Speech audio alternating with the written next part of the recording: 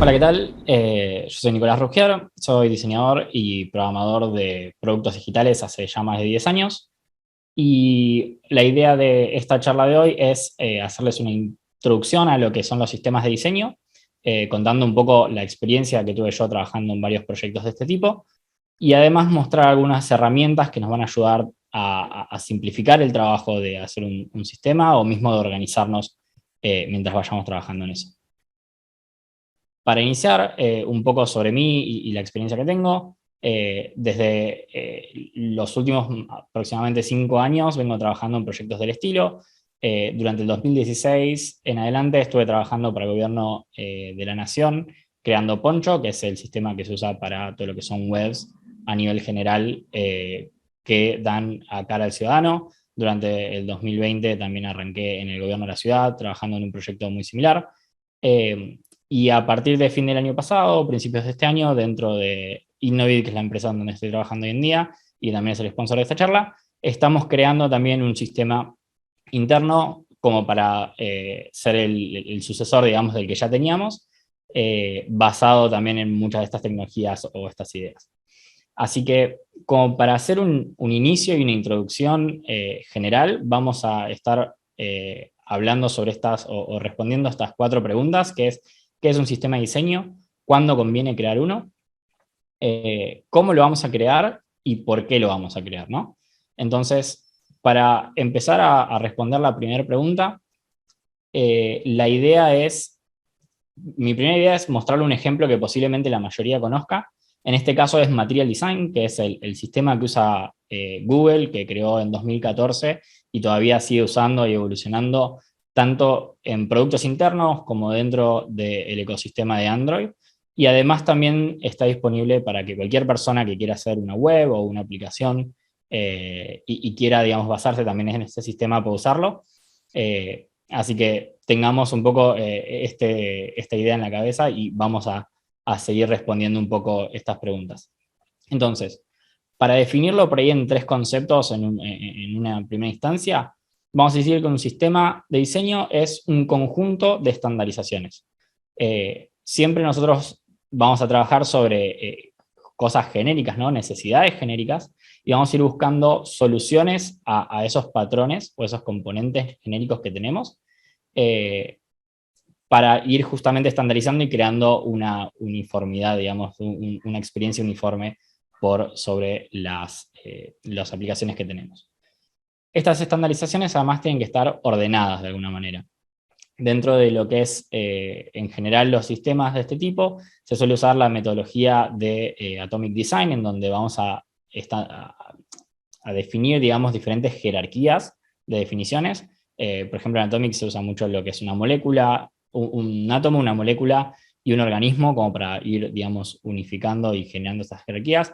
A mí me gusta referenciarlo como componentes y patrones, siendo los componentes una solución a una necesidad concreta o una interacción puntual que va a tener el usuario con nuestra aplicación. Y un patrón es la respuesta a un flujo de interacciones que va a tener el usuario, ¿no? Por ejemplo, un componente en sí puede ser un botón que va a iniciar una acción y un patrón va a ser, por ejemplo, un flujo de login o un flujo de checkout al momento de hacer una compra. Y además estos componentes van a ser reutilizables, ¿no? Vamos a construir bloquecitos que después que después vamos a usar para armar cada una de las páginas o de las aplicaciones que tengamos. Esto además va a agilizar mucho tanto la etapa de diseño como la de desarrollo ya una vez que tengamos estos estándares definidos. Y además nos va a permitir que mientras sigamos avanzando sobre el trabajar, ¿no? en este sistema, nos vayamos enfocando en las cosas nuevas, nuevos casos de uso, nuevas necesidades, y no estemos todo el tiempo o reinventando componentes que ya hicimos o repensando cosas que ya funcionan, ¿no? Ok, entonces ahora que tenemos una idea general sobre qué es un sistema de diseño y cómo, digamos, algunos ejemplos de la vida real, la siguiente pregunta es, ¿cuándo conviene crearlo, no? ¿Cuándo tiene sentido que yo, persona que trabaja en una organización o en un equipo específico, empiece a adoptar esta idea de generar un sistema de diseño? Y acá voy a nombrar 4 ejemplos que para mí, o que yo considero que son bastante útiles, en donde un sistema de diseño nos va a ayudar mucho, pero eso no quiere decir que sea exclusivo para estos casos, ¿no? El primero es cuando trabajamos a escala. Y esto viene un poco de lo que, viene un poco, digamos, atado a lo que hablábamos antes de el tema de generar componentes reutilizables. Al tener ya definiciones estandarizadas y estos bloquecitos, vamos a optimizar mucho el tiempo de trabajo, tanto de diseño y desarrollo, y además nos va a ayudar o nos va a asegurar, ¿no?, que la calidad o la accesibilidad y todas las cosas que definamos para, digamos, todas las propiedades que definamos para cada uno de estos componentes o estos patrones dentro de la experiencia que queremos que la gente tenga o que los usuarios tengan, estén considerados siempre, ¿no? Porque ya el componente que generamos va a tener eso incorporado desde el inicio. El segundo caso es cuando estamos encarando un rediseño. Supongamos que tenemos o una página o una aplicación con diferentes páginas, con diferentes acciones, digamos, como diferentes interacciones. El usar un sistema de diseño como parte de este rediseño nos va a ayudar a organizarnos mucho en generar un inventario de todo lo que existe hoy dentro de las aplicaciones que ya tenemos, poder encontrar esos casos más genéricos y tener digamos, una identidad mucho más unificada a nivel general, porque en el momento que ya definamos estos sistemas o estos componentes y patrones, los vamos a poder aplicar en todo el rediseño que hagamos dentro del sitio digamos, de una manera mucho más unificada, y desde ese momento hacia el futuro va a ser más fácil también ir agregando cosas nuevas. Y si encima ya tenemos un sistema de diseño, la próxima vez que queramos hacer un rediseño va a ser mucho más fácil porque vamos a trabajar primero sobre los estándares y eso se va a aplicar ya al resto de las aplicaciones.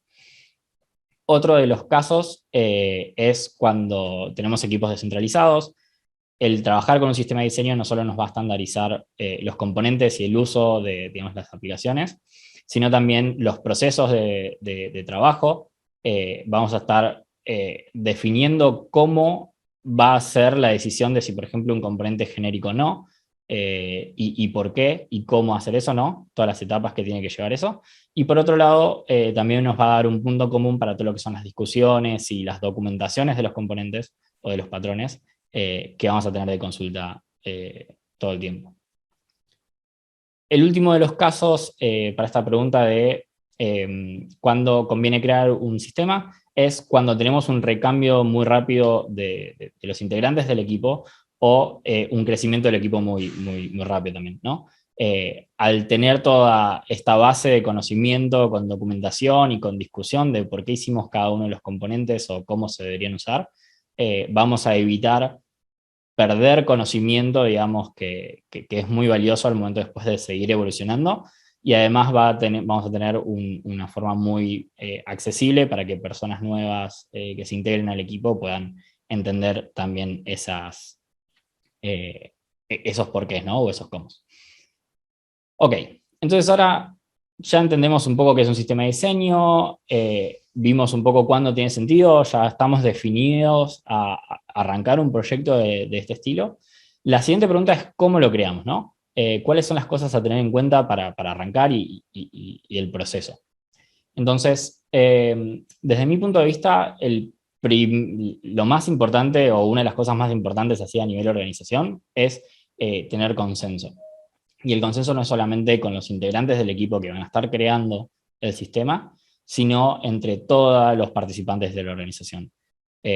Tenemos que saber que un sistema de diseño posiblemente en un principio no nos va a dar tantos resultados, o vamos a ver que por ahí es mucho trabajo en las discusiones, llegar a estándares y definir todo eso, pero en el mediano y largo plazo siempre va a ser bastante útil el hecho de evitarnos el retrabajo, de tener componentes o patrones ya estandarizados para que los procesos de diseño y desarrollo sean más ágiles. Entonces acá también es clave las personas, o si hay una persona, digamos, que está liderando el equipo o el proyecto, poder identificar también esos casos en donde sabemos que a la larga nos va a dar más valor o nos va a ahorrar tiempo y trabajo, para poder comunicarlo al resto de los equipos o incluso de la gente que va a estar arriba nuestro, digamos, como viendo si el proyecto tiene sentido o no.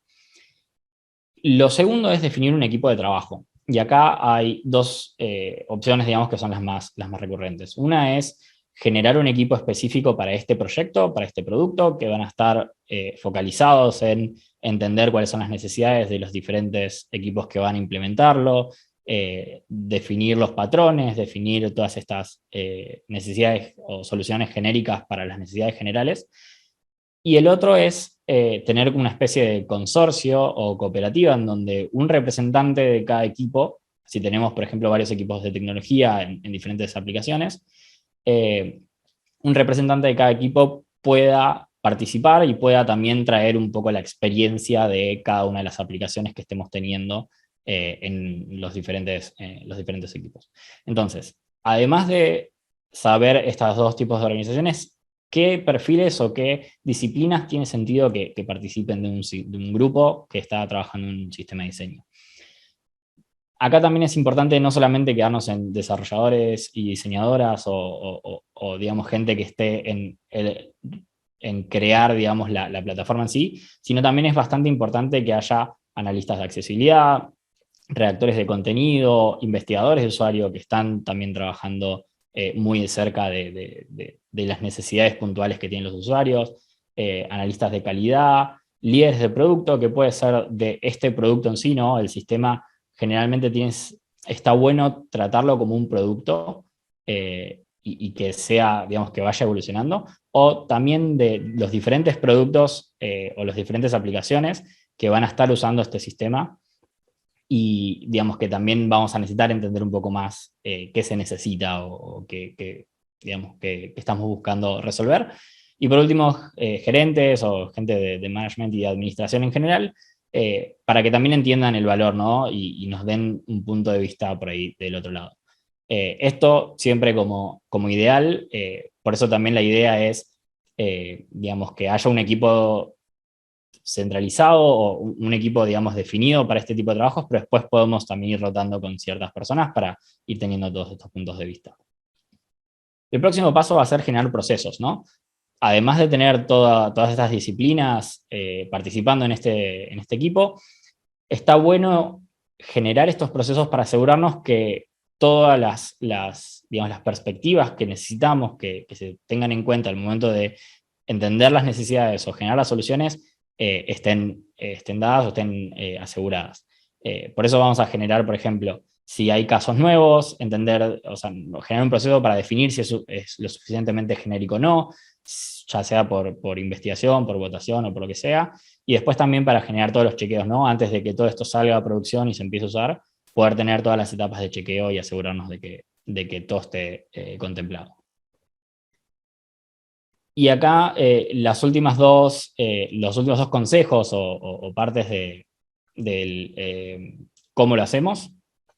Esto también es un poco más personal, pero me parece que es bastante útil. El primero centrándonos en quién lo usa, por eso también me parece muy importante que haya líderes de producto de los diferentes equipos o investigadores de usuario, digamos, que estén más cerca de quién va a terminar experimentando digamos, interactuando con estos componentes y estos patrones, para entender realmente qué es lo necesario y que no haya por ahí un equipo centralizado trabajando en soluciones genéricas, pero que después no resuelven a necesidades puntuales que tenemos, ¿no? Por ahí terminamos generando 45 millones de botones, pero en realidad necesitamos 3. Entonces, eso también genera un trabajo perdido que no es óptimo para este tipo de trabajos.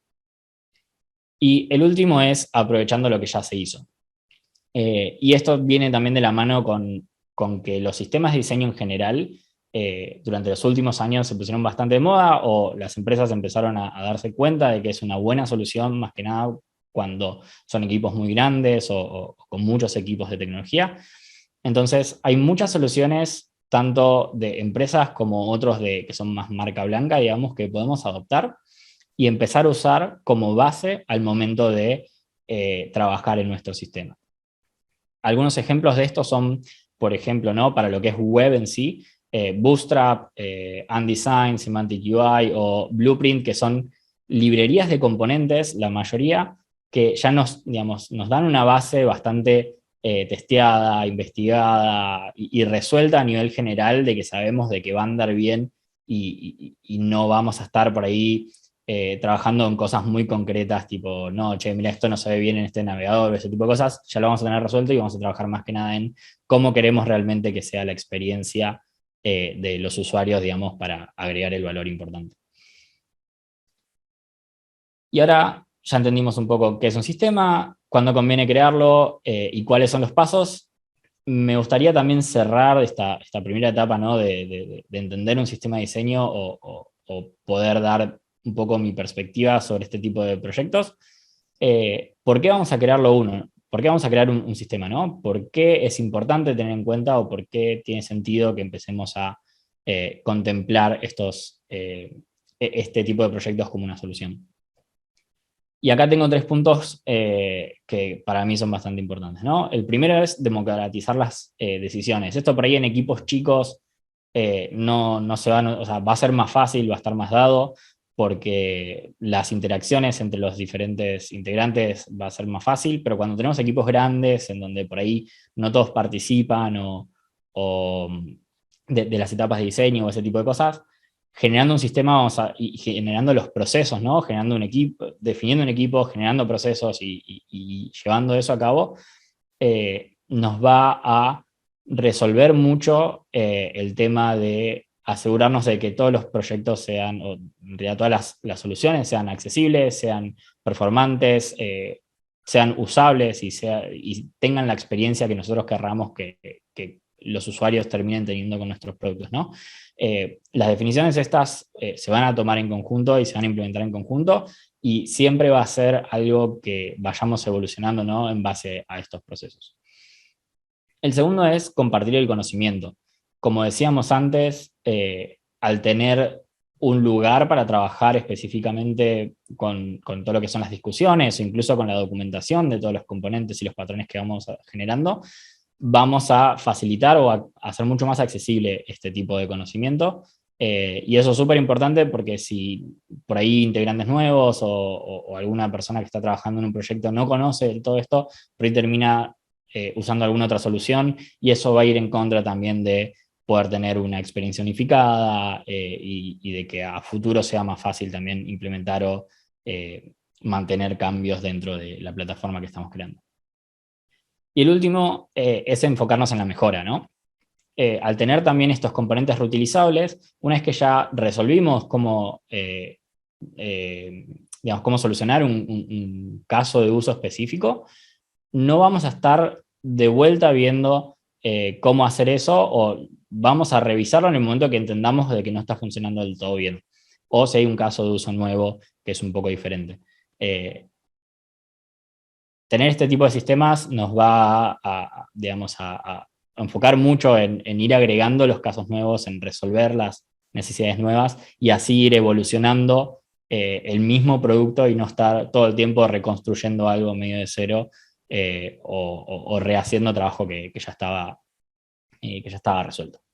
Entonces, vimos un poco estas 4 preguntas, ¿no? ¿Qué es un sistema? ¿Cuándo tiene sentido crear uno? ¿Cómo lo hacemos? ¿Y por qué lo vamos a crear? Ahora mi idea es también entregarles o contarles algunas herramientas que yo vengo usando o que pude probar en ciertos proyectos y que son muy útiles también al momento de encarar uno de estos proyectos. Entonces, dentro de las herramientas vamos a encontrar, en principio lo dividí como en flujos, ¿no? La primera es toda la parte del proceso de creación y de evolución, en donde tenemos 3 herramientas en este caso. La primera es la herramienta de diseño, que en este caso es Adobe XD, pero puede ser cualquier otra. Voy a mostrar un caso muy específico en donde digamos, usamos un plugin para poder conectarlo con el resto, pero cualquier herramienta de diseño que consigamos va a venir bien. En este caso Adobe XD es gratis y se puede usar, digamos, de manera gratuita, aunque sea para arrancar. Por otro lado, vamos a estar usando Storybooks, que es una plataforma que nos permite diseñar y armar estos componentes para web de forma aislada, ¿no? Nos va a permitir generar los componentes y ver los diferentes casos de uso. Y por último, Chromatic, que es una herramienta que nos va a permitir generar test de regresión visual, o sea, vamos a sacar un screenshot cada vez que haya un cambio, ¿no? Vamos a sacar un screenshot del antes y el después, nos va a comparar esas dos imágenes y vamos a poder asegurarnos de que todo eso funcione bien. Entonces, para la primera parte, les quiero mostrar un poco lo que es Storybook. Acá yo generé este proyecto que es de prueba, que ahora después les voy a pasar bien el link, si quieren ir y chusmear un poco, investigar un poco más de cómo está hecho. Pero básicamente en este caso tenemos acá los componentes ya hechos, que son interactivos, se pueden probar. Y acá abajo tenemos el diseño de XD, en donde están todos los botones diferentes en este caso. Podemos ver el HTML, incluso hay algunos add-ons de accesibilidad, por ejemplo, que nos va a estar asegurando de que todo lo que hagamos sea accesible desde el inicio. Eso es para mostrar un poco la parte de Adobe XD y Storybook, y ahora para ver la parte de Chromatic.